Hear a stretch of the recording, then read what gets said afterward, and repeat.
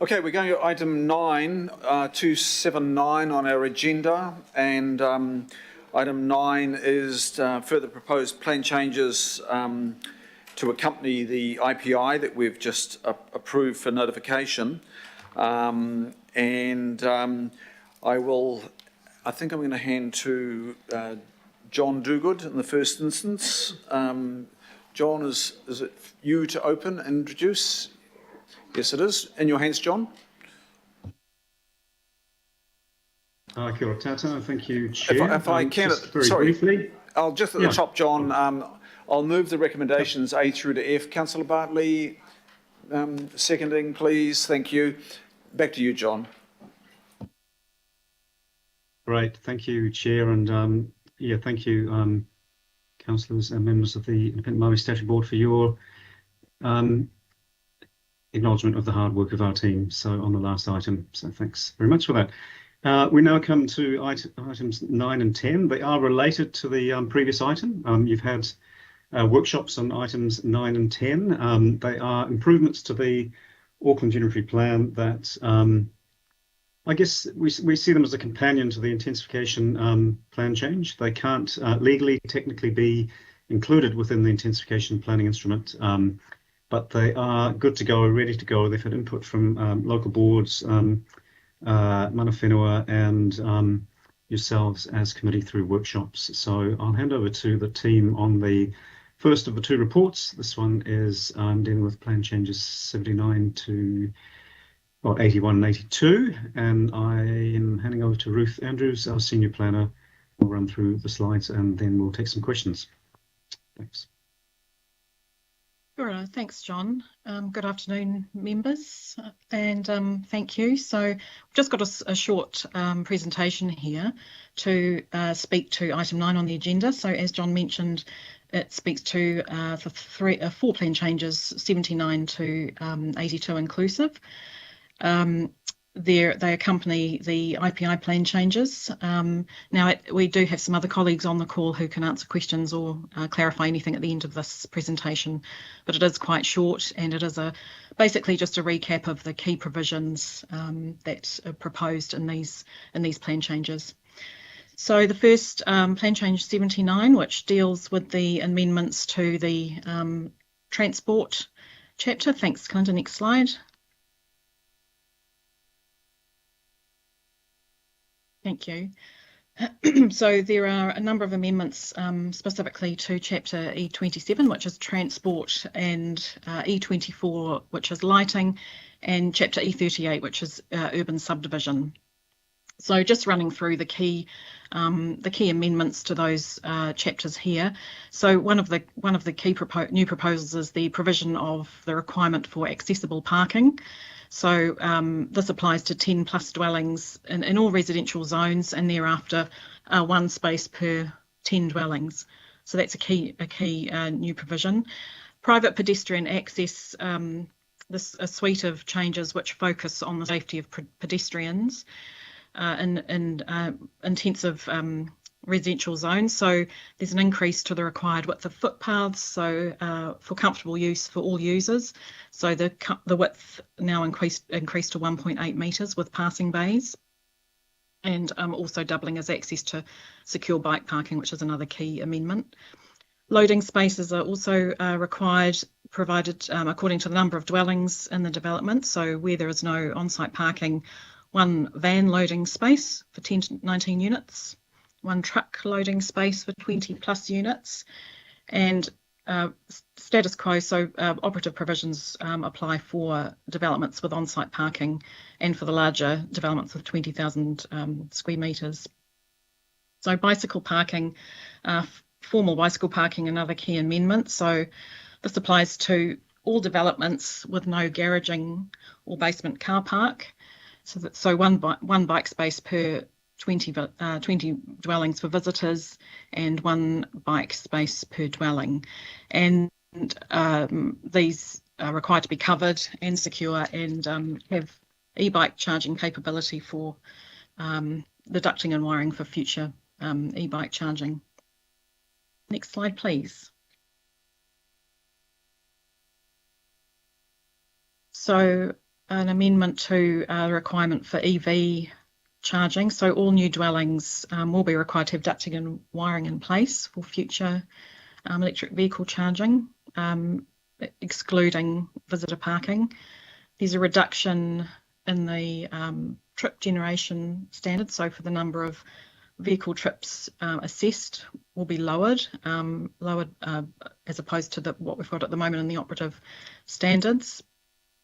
And a suite of provisions for focusing on the safety of pedestrians and vehicle access. So in terms of where there's 10 car parking spaces or developments, a suite of new provisions in terms of pedestrian safety, such as gradient maximums on footpaths, ensuring that footpaths are unobstructed, and physical separation of the footpath from trafficable areas, applying to some developments where 20 or more car spaces or dwellings are proposed. Also a new provision for speed management. So where accesses are over 30 metres in length, a speed management device will be required, and thereafter every 30 metres. And no proposed change in the carriageway widths. And finally, some new standards for lighting. So this is to ensure lighting, again, focused on pedestrian and user safety, to ensure that key areas are lit. So footpaths, private pedestrian accesses, and areas that have got stairs and things like that, car parking spaces. And also a key new information requirement to ensure that any lighting that's provided in a development meets the Australia-New Zealand standard.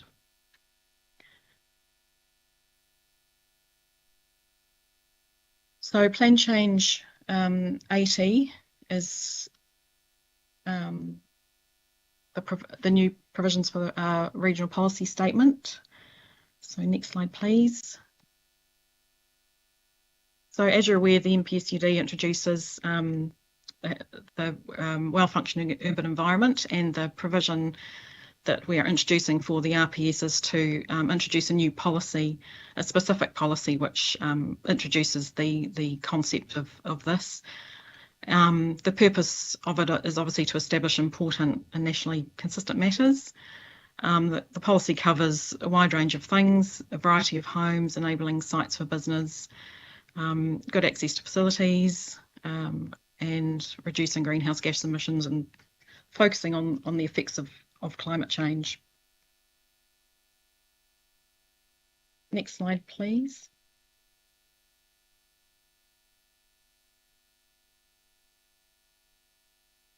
So although the RPS already addresses well-functioning urban environment quite well, there's a number of policies that are focused on compact urban form and so forth, quality built environment. The addition of the specific references mean that it introduces policy guidance at the RPS level. So it basically integrates the concepts and provides regional policy guidance for district plan provisions. So just to note there too that no greenhouse gas emission reduction provisions are proposed, because the council can't actually do that until later in the year. But there are some amendments proposed to improve climate resilient provisions.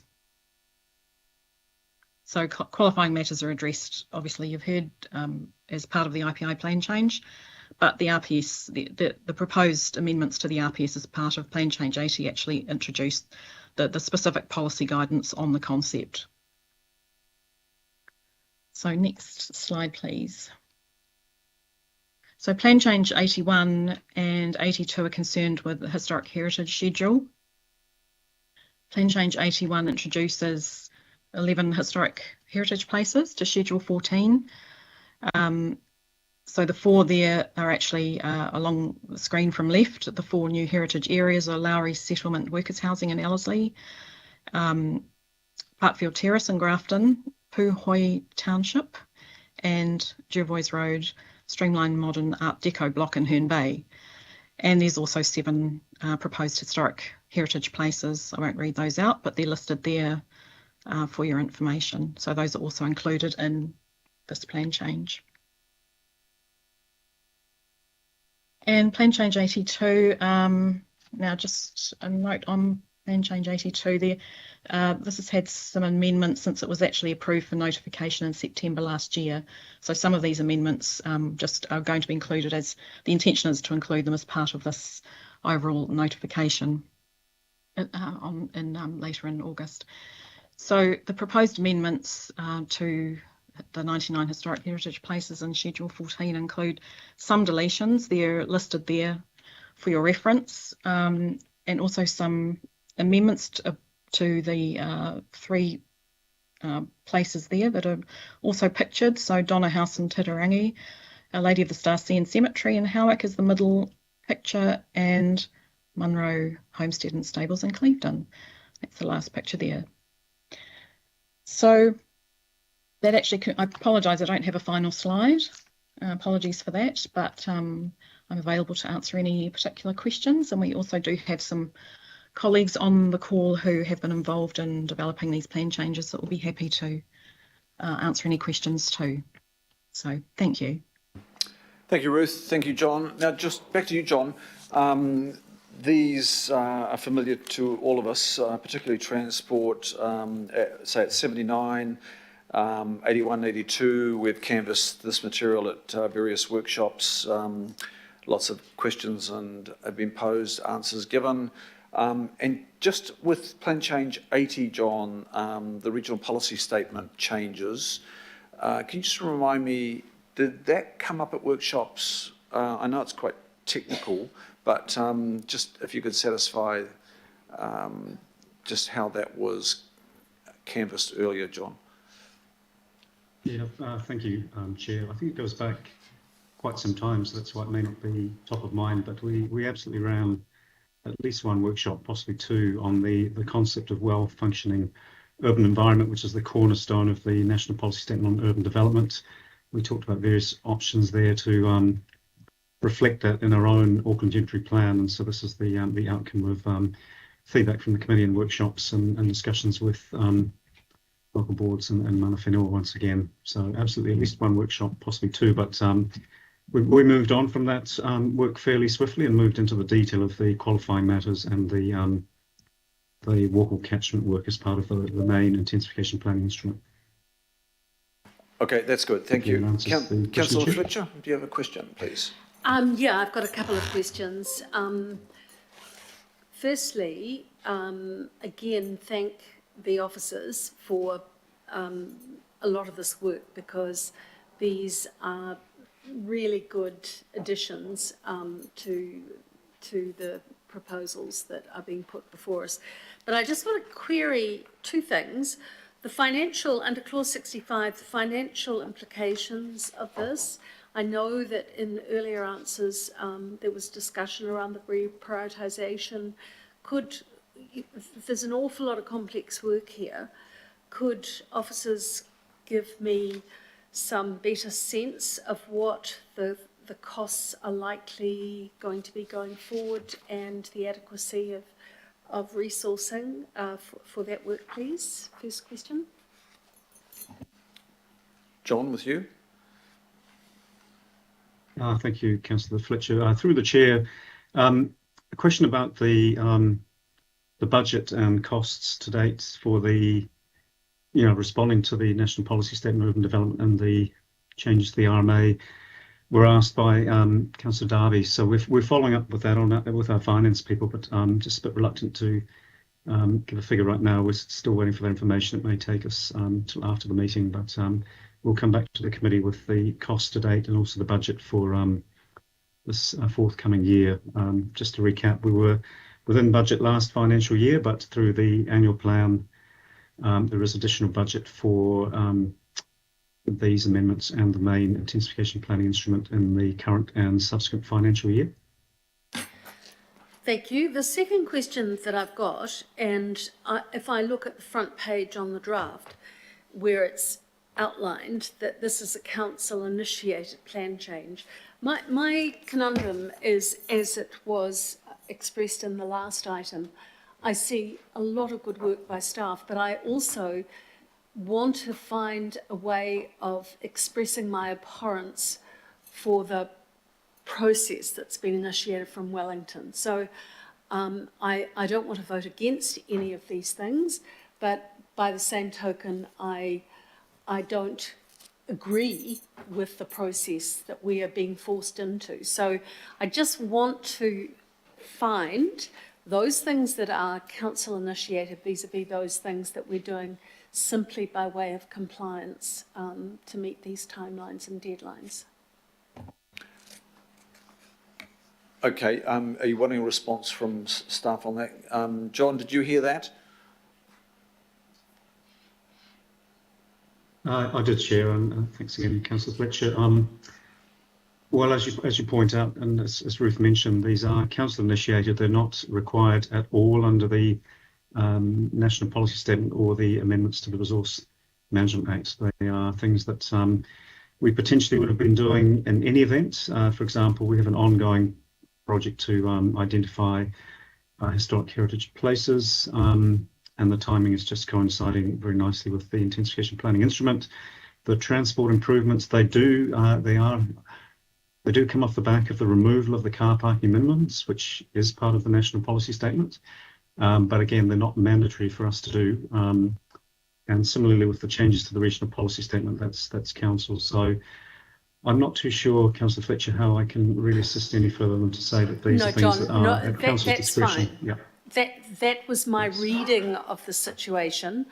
And I just wanted the belts and braces approach because I just wanted you to make quite clear that these are council initiated. So I'm comfortable with that, and as such will support. Thank you, Councillor Fletcher. Councillor Newman, please. Yeah, thank you. With respect to proposed plan change 79, it's a publicly initiated, it's a council initiated plan change. And whilst I don't disagree with the private pedestrian access standards codified in the proposed plan change, how do you intend to respond to submitters who say, well, actually, this is a plan change required by council, which obliges private developments to go to a standard with respect to footpaths and that, which actually seems to be significantly better than what the council obliges of itself through public pedestrian access, our public footpaths, the width of our footpaths. So how are we going to respond to those ironies if they are highlighted through this plan change process? I agree with the need to get to the highest possible standard with respect to footpaths and shared paths in these as part of these private developments. I'd like to see us moving to that in the context of our public footpaths, but we will probably face that particular line of analysis whereby the council is accused of trying to hold the private developments to a higher standard than the council holds itself. Any comment? John? Thank you, Councillor Newman. Probably call on either Michelle Perwick or Tony Reedy, who've been working with Auckland Transport and transport planning consultants on this transport plan change. So either Michelle or Tony, are you able to comment? Are the standards here that we're proposing higher than the standards that we have for the council's own footpaths on public roads, and what's the thinking behind that? Hi, John. I can comment. Good afternoon, everyone. So we're requesting 1.8 metres where pedestrian access is the sole means of access to a dwelling, and it's generally hard up against the building and the fence, so there's very little room either side of it. As I understand it, our standards through our parks are 1.8 metres, and I'll have to just double check what the standard in the road reserve is, but I understood it was equivalent. We were using an equivalent standard, and we, in some situations, depending on the number of units being served in private access ways, the standard will be 1.35, so it's actually less than we require of ourselves. But I'll just double check that standard in the public road. But generally 1.8's been put in around the region. And the follow-up question, I guess, would be, is there any implication over and about. I mean, do we have any situation whereby developers would say, well, actually pushing us to this particular design standard?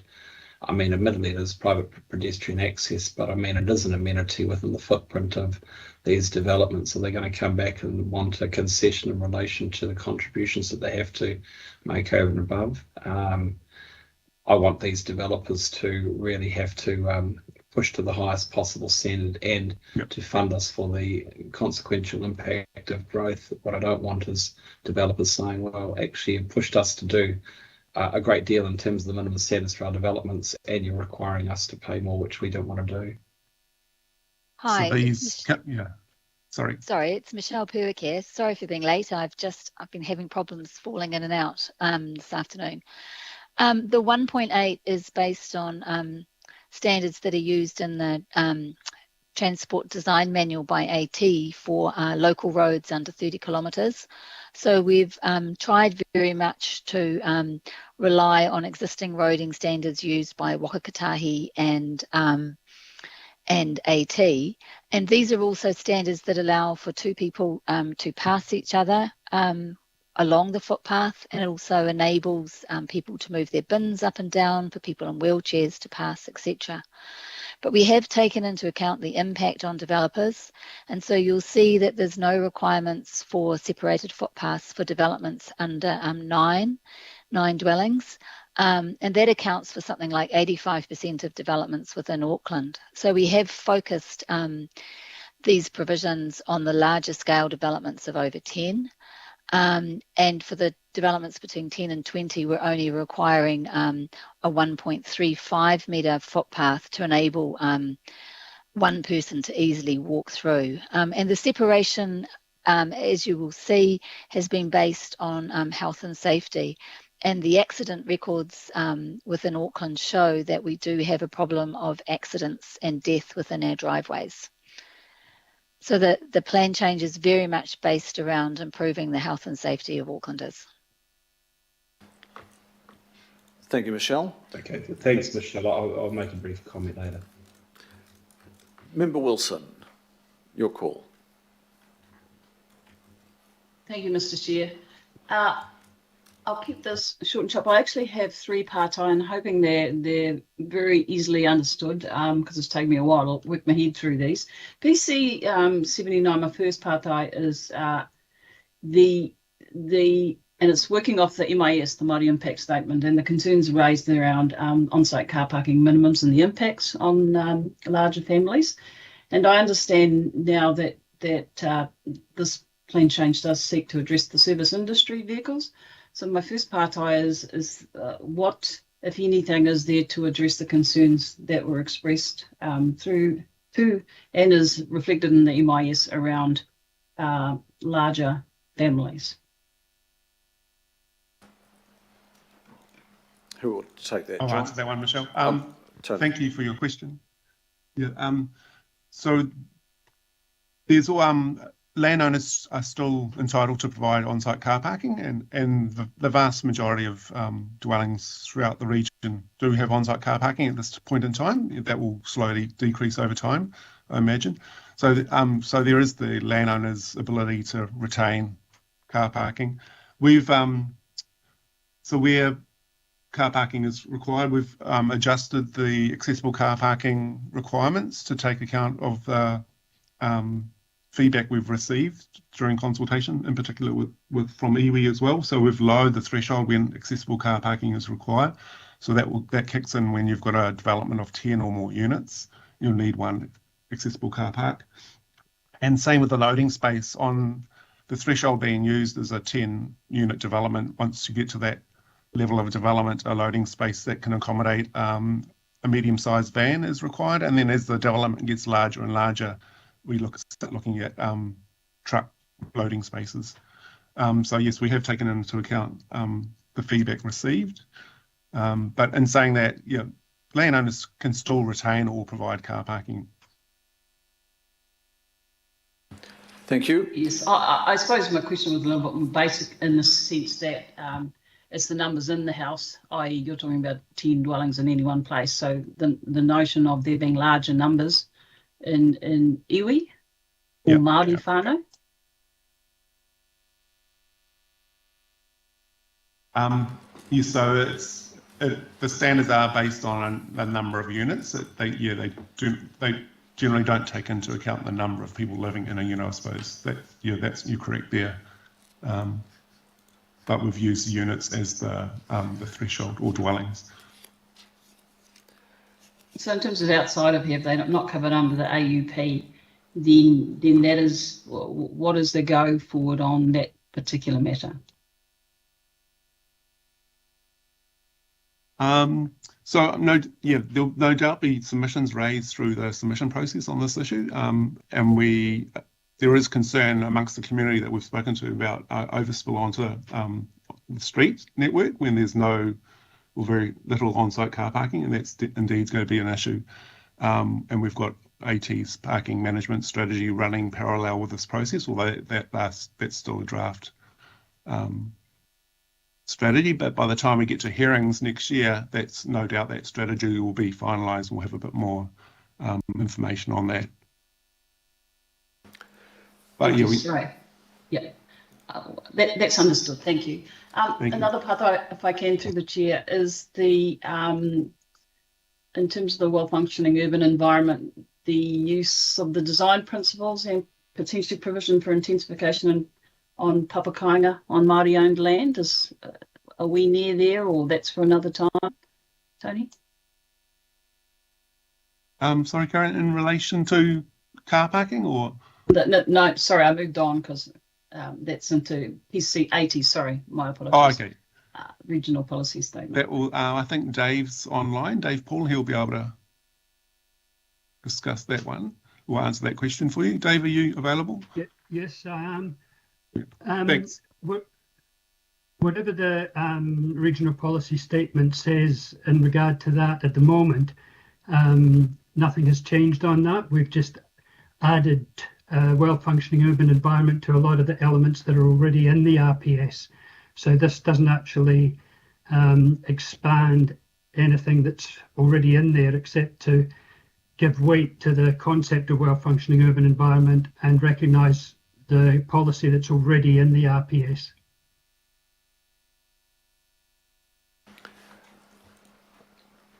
Thank Okay. you. I'll leave that there. Thank you. Thank you, Member Wilson. There are no further questions. Are there comments, members? I think Councillor Newman, you indicated you had a comment. Oh no, look, I think I'll leave this. I'd like to wait to for the matter to be notified, and so there are some constituents that I know who will want to submit on these, so I'll work with them on that. Thanks, Councillor.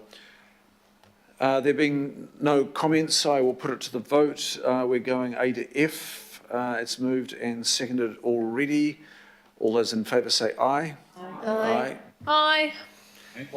And to the contrary, no. Declare that carried. I think that's carried unanimously. Record accordingly. It takes us to item 10, members. And this is a proposed plan change